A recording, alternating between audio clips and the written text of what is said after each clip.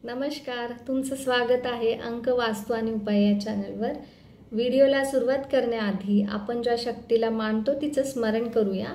सर्व मंगल मांगल्ये शिवे सर्वार्थ साधिके शरण्ये त्र्यंबके गौरी नारायणी नमोस्तुते नारायणी नमोस्तुते।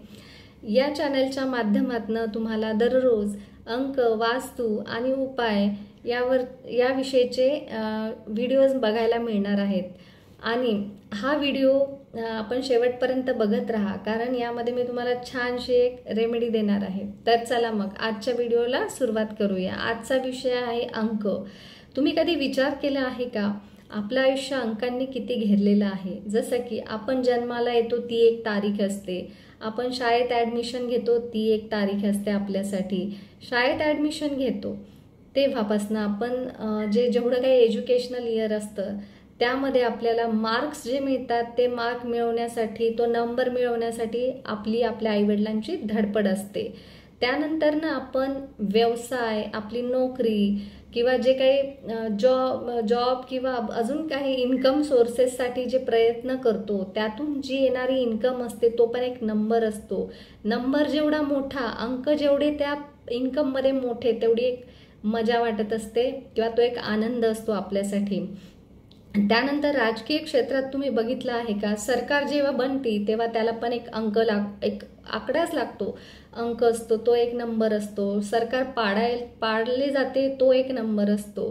त्यानंतर सगळ्यात महत्त्वाचं डेली यूजमध्ये बघा, आपला चष्मा आपण वेअर करतो तो एक नंबर आहे। पॅन कार्ड, आधार कार्ड आणि आजच्या जगात सगळ्यात महत्त्वाची गोष्ट ती म्हणजे आपला मोबाईल फोन, तो पण एक नंबर आहे आपल्यासाठी। सिम नंबर, फोन नंबर सगळीकडे आपण नंबरनी घेरलेलो आहोत।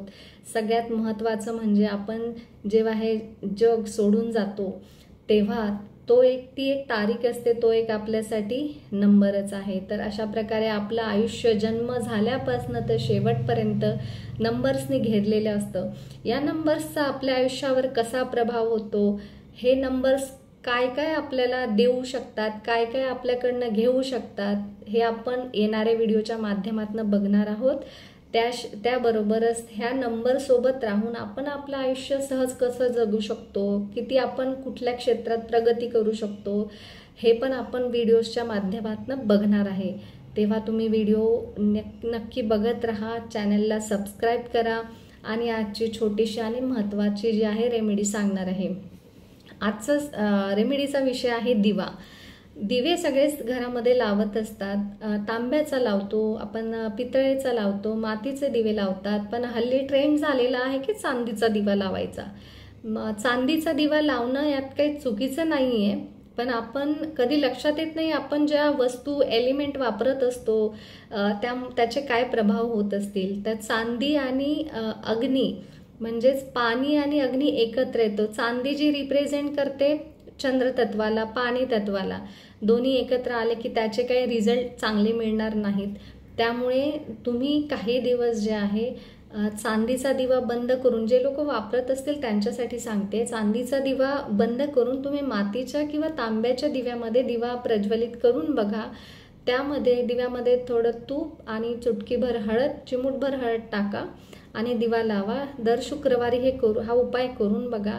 लक्ष्मी प्राप्तीसाठी आपले जे आहे ब्लॉकेजेस आहेत ते ओपन होतील। करून बघा, नक्की फरक पडेल, मला कमेंटमध्ये सांगा। व्हिडिओ बघण्यासाठी तुमचे खूप खूप धन्यवाद। असेच व्हिडिओ बघत राहा। श्री राधे।